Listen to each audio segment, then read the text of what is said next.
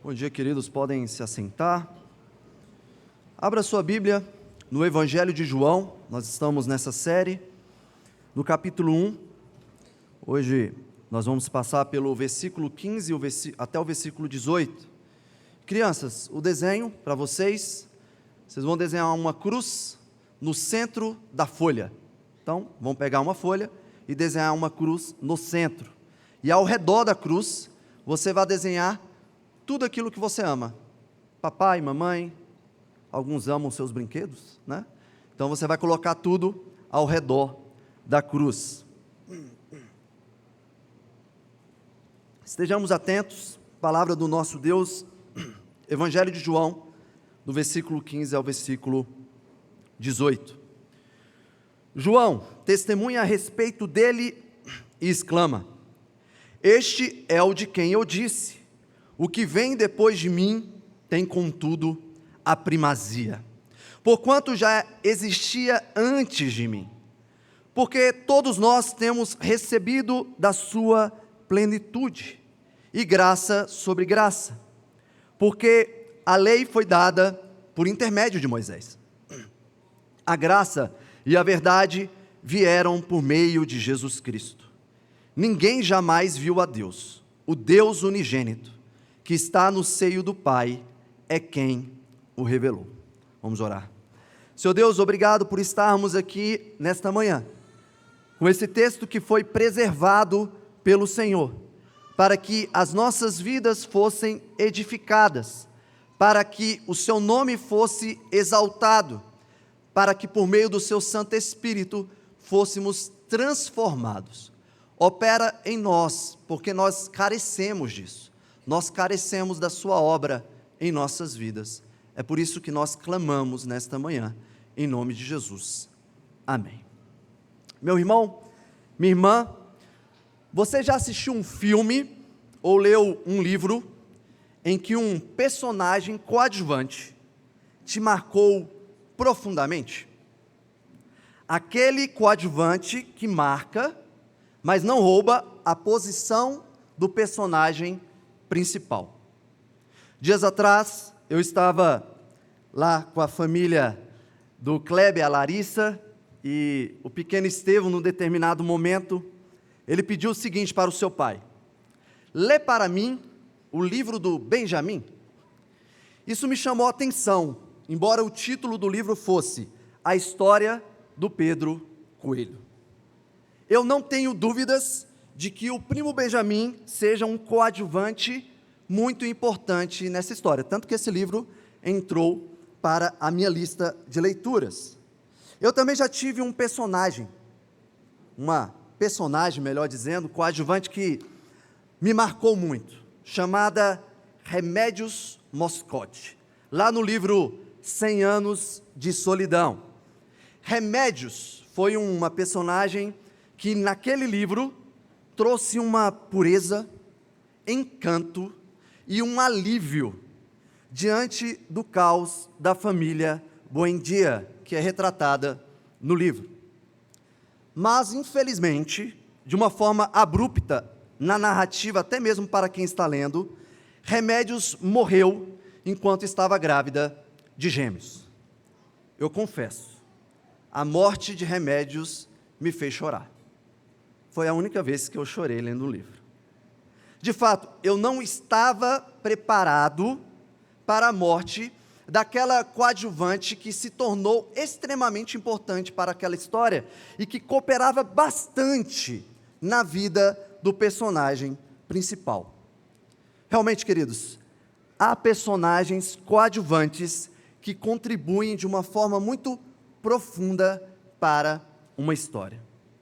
E hoje aqui, no Evangelho de João, capítulo 1, do versículo 15 ao versículo 18, nos deparamos com dois grandes coadjuvantes da história da redenção: João Batista e Moisés. E é inegável, eles são personagens essenciais nessa história da redenção. Mas eles não vieram para ocupar o lugar de primazia. Eles vieram, na verdade, para apontar e preparar o caminho para aquele que é maior do que eles.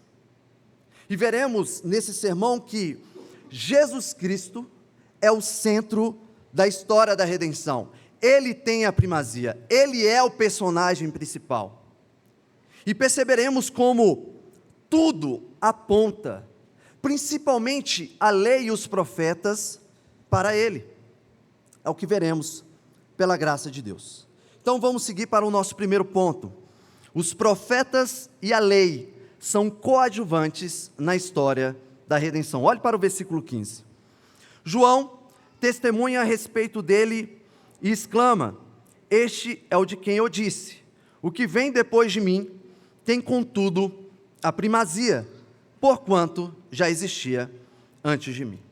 Irmãos, João Batista é o último profeta do Antigo Testamento, sendo aquele que tinha um papel de ser o mensageiro que prepararia o caminho do Messias. Jesus até mesmo disse que entre os nascidos de mulher, ninguém apareceu maior do que João Batista. E aqui Jesus está evidenciando a importância de João Batista no seu papel profético. Mas Jefferson, sendo João Batista o último dos profetas, quem foi o primeiro? Bom, se a gente trabalhar dentro da teologia bíblica, alguns vão dizer que foi Enoque, o sétimo depois de Adão, que está lá em Judas, retratado em Judas 14:15, e lá diz que Enoque profetizou sobre o Senhor que viria e julgaria os ímpios. Mas há discussões aqui, tá ok? Se é o Enoque que foi levado por Deus, ou se aqui é uma profecia de uma literatura judaica. Mas se a gente continuar trabalhando a teologia bíblica, nós vamos ver lá, conforme 2 Pedro, capítulo 2, versículo 5, que Noé atuou como um profeta, pois foi o pregador da justiça enquanto construía a arca. Mas queridos, foi Abraão o primeiro personagem bíblico chamado de profeta. Está lá em Gênesis capítulo 20, versículo 7, onde Deus diz o seguinte para o rei Abimeleque: agora, pois, restitui a mulher ao seu marido, Abraão, pois ele é profeta e intercederá por ti e viverás. Em Êxodo, capítulo 7, Arão, ele foi apresentado como o profeta do seu irmão Moisés. Mas, se for para pensarmos em um profeta pela função profética ou como um ofício, nós vamos afirmar que foi Moisés aquele que inaugurou o ministério profético nas Escrituras Sagradas. E não somente isso, ele prefigurou aquele que seria o profeta por excelência, como está lá em Deuteronômio 18:15. Abra sua Bíblia aí, em Deuteronômio, por favor.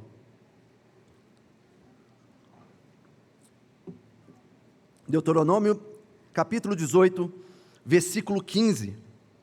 Esse aqui é um texto muito importante para a gente entender o papel profético de Moisés. O Senhor, teu Deus, te suscitará um profeta do meio de ti, de teus irmãos, semelhante a mim, a ele ouvirás. E olha para o versículo 17 agora lá, do primeiro capítulo de João. João Batista, ele vai evidenciar essa posição profética extremamente importante de Moisés, porque a lei foi dada por intermédio de Moisés. Irmãos, pensando aqui no ofício profético, desde Moisés até João Batista, todos os profetas, mesmo que grandemente usados por Deus, foram coadjuvantes na história da redenção. Eles apontaram cada um ao seu modo, no seu tempo, para Jesus Cristo, aquele que viria com primazia. E aqui nesse texto de João é tão interessante como os aspectos da limitação temporal e criacional apresentam quem João Batista e Moisés são. João Batista era mais velho do que Jesus. Ele nasceu e iniciou seu ministério no tempo e no espaço antes de Jesus. Mas ele é menor, justamente pelo fato de que Jesus não está condicionado ao tempo. Moisés, ele é apresentado como aquele por intermédio de quem a lei foi dada. Porém, Jesus Cristo, sendo Deus, é a origem de toda a lei. Moisés, ele foi um mediador humano, ele comunicou a vontade de Deus para o seu povo, mas ele não era a fonte última da lei, como está lá em Isaías 33, 22. O Senhor é o nosso legislador. Enquanto João Batista anunciou a vida da luz, como está aí no início do prólogo de João, Cristo é a luz verdadeira que ilumina a todo homem. Enquanto Moisés entregou palavras escritas, Cristo é a palavra viva. Queridos, ambos, João Batista e Moisés, fazem parte da história, mas nenhum deles é o centro da história da redenção. Jesus Cristo é o centro absoluto da redenção. E sem Ele, nem a lei e nem os profetas teriam seu sentido pleno. Isso está lá em Lucas 24, 27. Jefferson, então, já que os profetas e a lei são somente coadjuvantes, você está dizendo isso aí para mim, isso significa que eles devem ser preteridos? Já que Jesus Cristo veio e cumpriu todas as coisas? Não, meus irmãos. A lei e os profetas não devem ser desvalorizados, pelo contrário, devem ser valorizados. Jesus Cristo afirmou o seguinte: não penseis que vim revogar a lei ou os profetas. Não vim para revogar, vim para cumprir. O problema nunca esteve na lei em si, mas no coração pecaminoso do homem que é incapaz de cumprir a lei. E os profetas, eles foram instrumentos verdadeiros nas mãos de Deus, preparando o caminho para o Verbo encarnado. Isso significa, irmãos, que devemos ler a palavra de Deus em todo o seu Antigo Testamento, também o Novo Testamento, mas no Antigo Testamento, a lei, os profetas e os escritos, porque tudo testifica e aponta para Jesus Cristo. Então, rejeitem o pensamento comum, porém extremamente equivocado, daquele que diz: eu não leio o Antigo Testamento, porque você sabe, né, já passou, não é mais necessário. Ou aquela ideia errada de que o Deus do Antigo Testamento é severo, e o Deus do Novo Testamento é bom. Não, queridos, a lei e os profetas são o fundamento da promessa, funcionam como uma sombra que nos prepara para a luz. É lá no Antigo Testamento que nós temos acesso à promessa de Gênesis 3,15. O descendente da mulher pisaria na cabeça da serpente. E foi por meio da lei e dos profetas que essa promessa ela foi desenvolvida de forma progressiva na história da redenção. Se nós não tivéssemos o Antigo Testamento, nós não iríamos saber que no momento em que o pecado entrou no mundo, tinha uma promessa de redenção. Agora, uma outra pergunta que talvez você esteja fazendo aí no seu coração, seja a seguinte: Jefferson, já que eu devo valorizar a lei e os profetas, como você está dizendo, então eu também devo ouvir e seguir os profetas dos nossos dias e o que eles dizem, certo? Meus irmãos, muito cuidado com o que você tem chamado de profeta por aí. O ofício profético no Antigo Testamento e também no Novo Testamento é muito distinto do que ensina em muitas igrejas. Vocês não sabem a tristeza que eu sinto quando muitos, e até mesmo entre nós, se mostram apegados a mostrar que estão ouvindo falsos profetas. Como aquele que diz que você é o centro do coração de Deus. Profeta mirim, que faz barulho de metralhadora e chama isso de unção. Profeta influência de podcast. Profeta que revela CPF. Não, irmãos. Isso aqui está longe de ser a verdadeira profecia da parte do Senhor. A profecia bíblica, ela exorta, consola, corrige, ela aponta para Cristo. Ela não exalta o homem, não entretém, não manipula.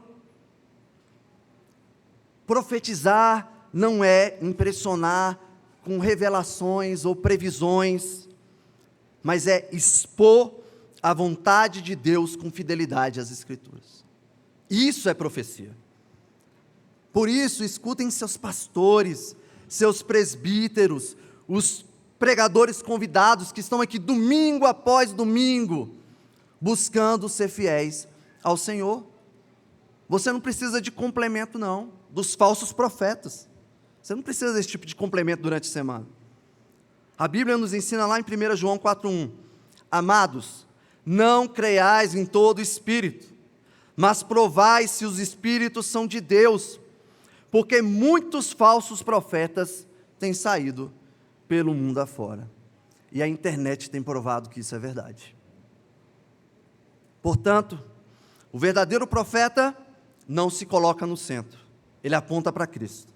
O verdadeiro profeta não contradiz a palavra, na verdade ele ensina e confirma a palavra. O verdadeiro profeta não busca fama, mas glorifica ao Senhor. Irmãos, a lei e os profetas são como um garçom e um bom cardápio que nos prepara para a boa refeição. Sabe quando você vai naquele bom restaurante? E quando você chega lá, você se depara com o melhor garçom que já te atendeu? Eu costumo voltar muito nesses lugares. Ele conhece tudo ali, ele sabe explicar o cardápio do início até o fim, ele sabe como falar, ele sabe como mostrar o melhor caminho para um excelente momento de refeição. E ele é tão bom que ele pega um cardápio físico, e não de QR Code, físico, e ele entrega com toda a humildade e dedicação em suas mãos. Assim são os profetas, que atuam como bons garçons que apresentam o cardápio da lei de Deus. Se você fosse atendido por Moisés ou João Batista e perguntasse: qual é a melhor comida e bebida para me alimentar? Eles responderiam: cara, Jesus Cristo é o melhor pão que você comerá na sua vida. Jesus Cristo é o melhor vinho que você beberá na sua vida. Melhor refeição não há. Vocês entendem? Melhor refeição não há. Os profetas e a lei são os melhores coadjuvantes da história da redenção. Mas somente Jesus Cristo é o centro dessa história. E é isso que nós vamos ver no nosso segundo e último ponto. Jesus Cristo é o centro da história da redenção. Vamos ler novamente os versículos 15. Eu vou pedir para vocês lerem, para aproveitar e beber uma água, aprendi isso com o Luciano. Podem ler em uma só voz, versículo 15 do capítulo 1.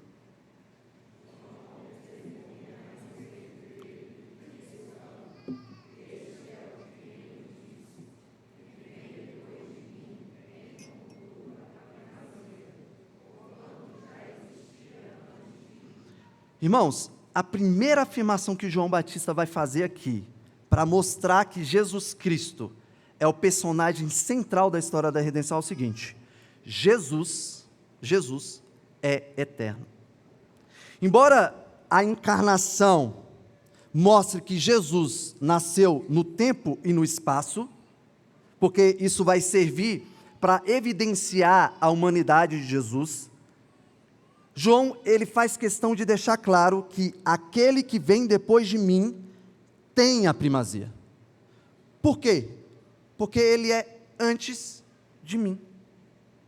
O que ele está dizendo aqui é que o Deus encarnado não está condicionado ao tempo e ao espaço.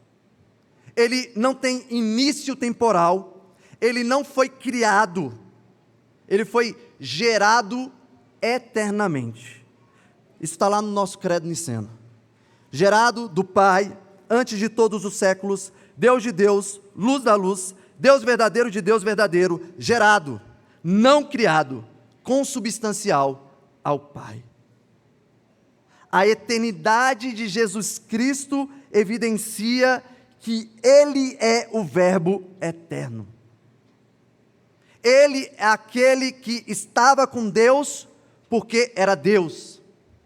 Ele não é criatura, mas é o Criador, como está lá em Colossenses 1,16. Ele é o Alfa e o Ômega, Apocalipse 22,13.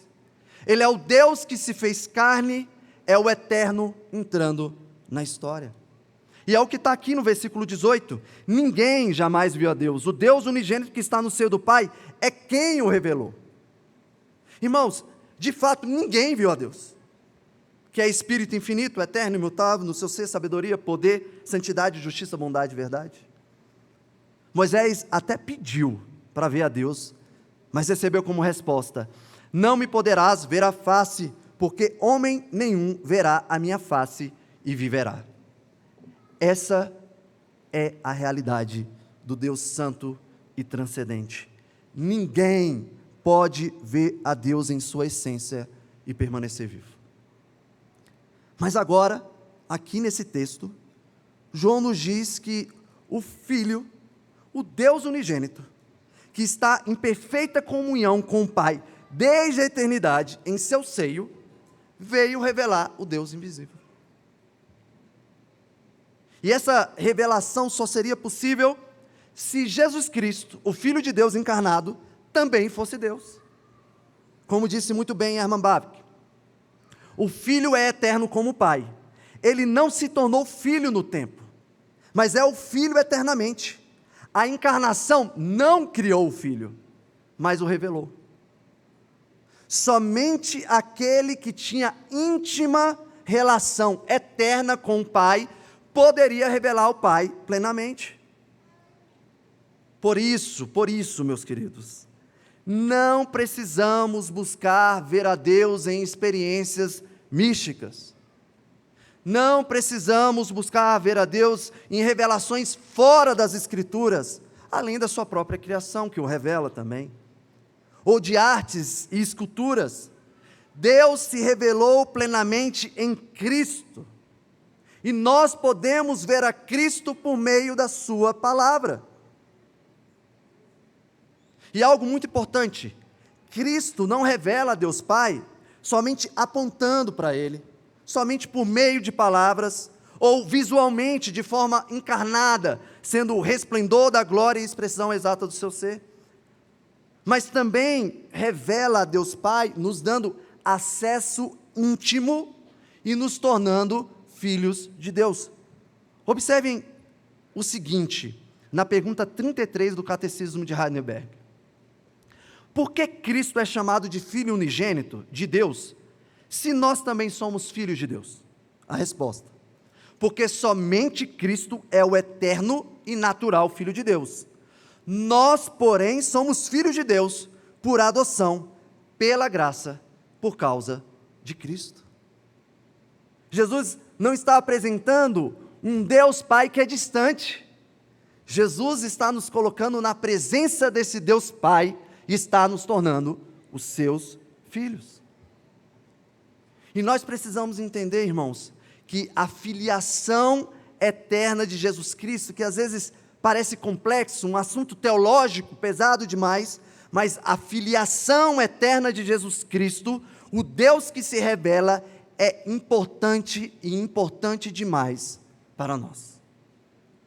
Talvez você se pergunte: Jefferson, por que a eternidade de Jesus Cristo é tão importante assim para a minha vida cristã? Eu te respondo: se Cristo não é eterno, a nossa fé não se sustenta.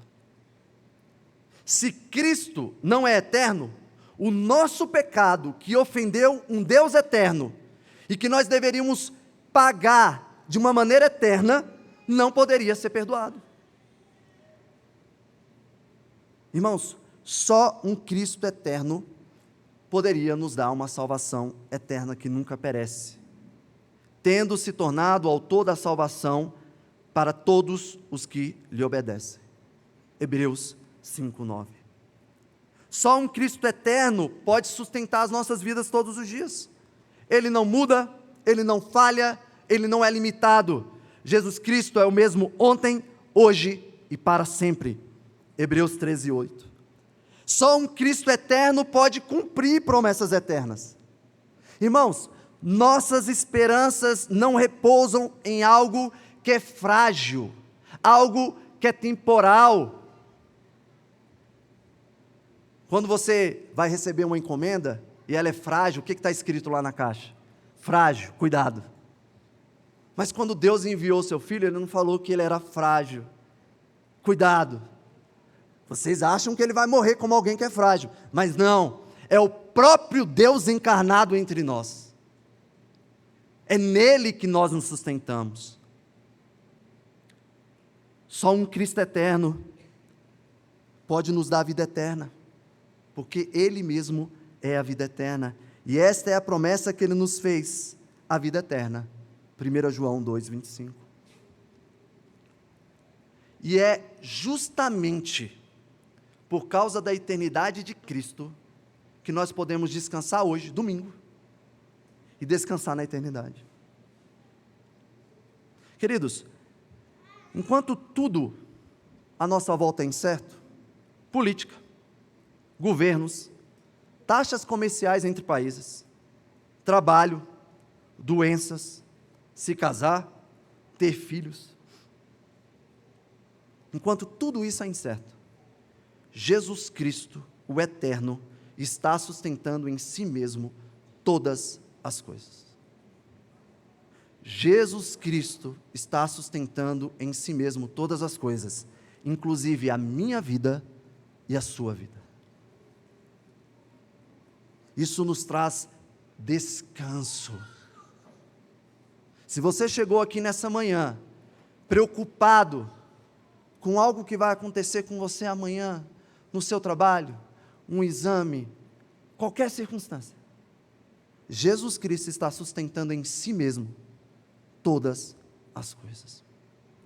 Mas aqui nesse texto, além de falar sobre a filiação eterna de Jesus Cristo, sendo ele a revelação visível de Deus Pai, João Batista também diz aí no versículo 16 e 17, porque todos nós temos recebido da sua plenitude, e graça sobre graça, porque a lei foi dada por intermédio de Moisés, a graça e a verdade vieram por meio de Jesus Cristo. Irmão, João Batista está afirmando simplesmente que Jesus Cristo, por ser o Filho eterno de Deus, encarnado, que ele manifesta em si mesmo a plenitude de toda a graça concedida por Deus desde a criação. Quando Deus criou o mundo e criou o homem, Deus manifestou a sua graça. Quando Deus vestiu Adão e Eva diante do pecado e da nudez deles, e prometeu redenção, Gênesis 3,15, Deus manifestou a sua graça. Quando Deus, por meio de um dilúvio, concedeu uma arca para a família de Noé, Deus manifestou a sua graça.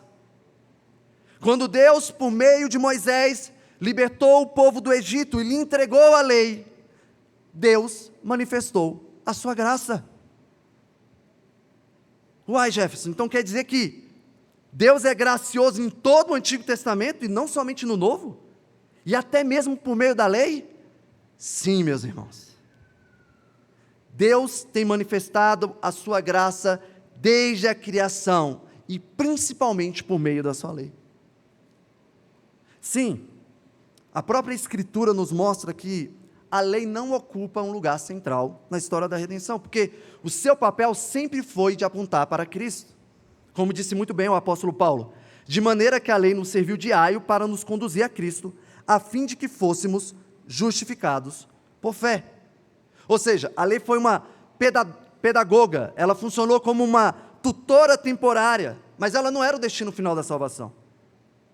A lei aponta, ela conduz, ela mostra a nossa incapacidade, ela denuncia o pecado, mas também é graciosa, porque o apóstolo Paulo também disse, a lei continua sendo santa, justa e boa.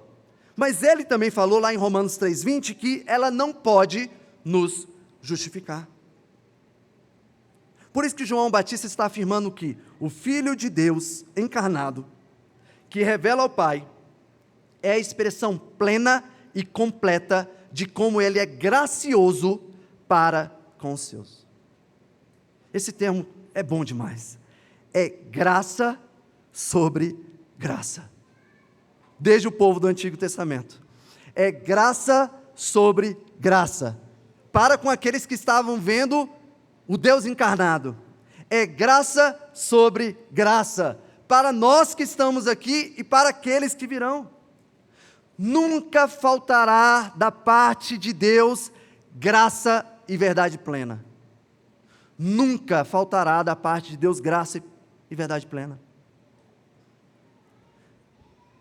Eu costumo fazer a seguinte pergunta, na maioria dos meus aconselhamentos: qual o assunto teológico mais difícil para a sua compreensão até hoje? Eu gosto de fazer essa pergunta. E muita coisa é respondida, o que é bem razoável, porque tem muita coisa difícil de entender. Mas para mim, e somente para uma pessoa em aconselhamento nos últimos 8 anos, o assunto apresentado como o mais difícil de se compreender foi a graça. Para mim, esse é o assunto mais difícil de se compreender. Sabe por quê? Na prática, no nosso dia a dia, observando a minha caminhada e a caminhada dos meus irmãos, eu percebo que para todos nós, mesmo que a gente não diga, a graça é difícil de ser compreendida, porque ela é difícil de ser aplicada na nossa vida e na vida do próximo. Quer ver como eu posso não estar equivocado na minha afirmação?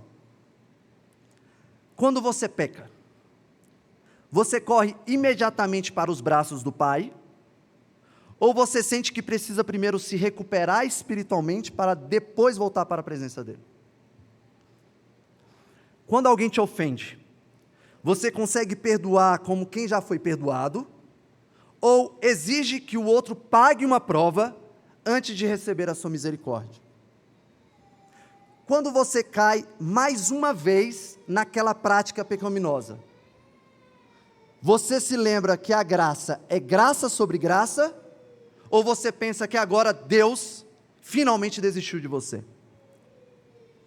Quando você olha para a sua história de vida, você se alegra por ter recebido o que nunca mereceu, ou você vive tentando merecer o amor de Deus que já foi dado de graça?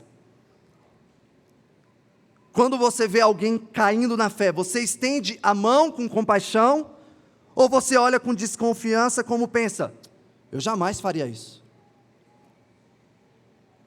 E por fim, quando você se depara com dificuldades e circunstâncias ruins na sua vida, você se lembra que Deus te sustentará com graça, ou acredita que Ele está te punindo por causa dos seus pecados do passado? Percebem?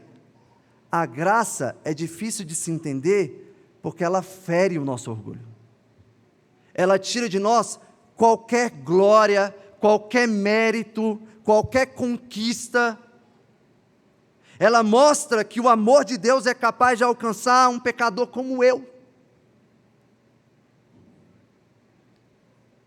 Um pecador como você.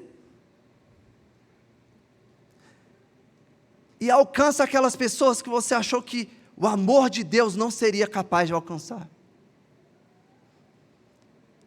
É isso que a graça faz, irmãos. Se você está aqui nessa manhã, e você acha que Deus está te punindo por algo, que Deus não te ama, que seu pecado é tão pesado para Ele perdoar, não creia nessa mentira de Satanás. A graça de Deus, meus irmãos, é capaz de perdoar o mais vil pecador. Todos os dias, quando eu estou na presença de Deus, eu me sinto indigno.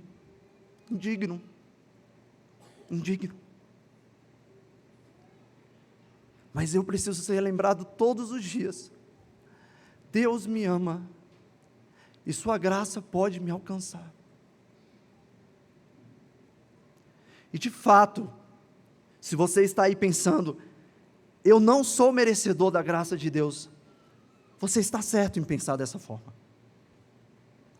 Mas você nunca deve pensar que, porque você não é merecedor da graça de Deus, que seu pecado, sua história, o diabo ou qualquer circunstância poderia impedir o Filho eterno que revelou o Deus Pai de te conceder graça sobre graça, porque a promessa é de que os eleitos de Deus serão alcançados por graça sobre graça. Nada poderá nos separar do gracioso amor de Deus. Paulo expressou isso muito bem. Porque eu estou bem certo de que nem a morte, nem a vida, nem os anjos, nem os principados, nem as coisas do presente, nem do porvir, nem os poderes, nem a altura, nem a profundidade, nem qualquer outra criatura poderá separar-nos do amor de Deus que está em Cristo Jesus, nosso Senhor. Nada poderá nos separar do amor de Deus. Nada. Mas algo muito importante. Essa graça não é barata, não. Foi necessário derramamento de sangue para que nós fôssemos alcançados por essa graça. Ela exige obediência e vida santa.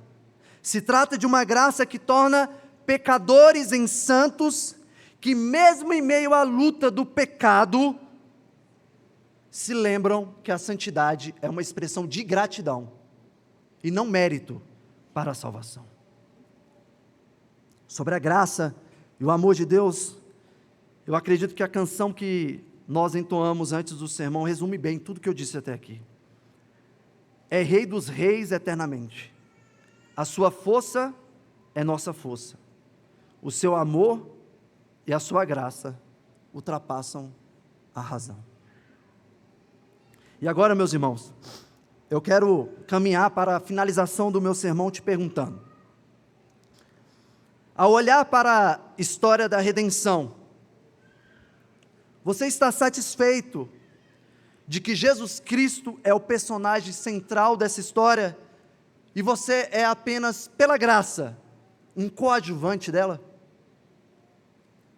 Ou você ainda tem tentado ocupar um lugar central, fazendo de Jesus Cristo apenas um coadjuvante na sua vida? Deixa eu te informar uma coisa, se você pensa assim.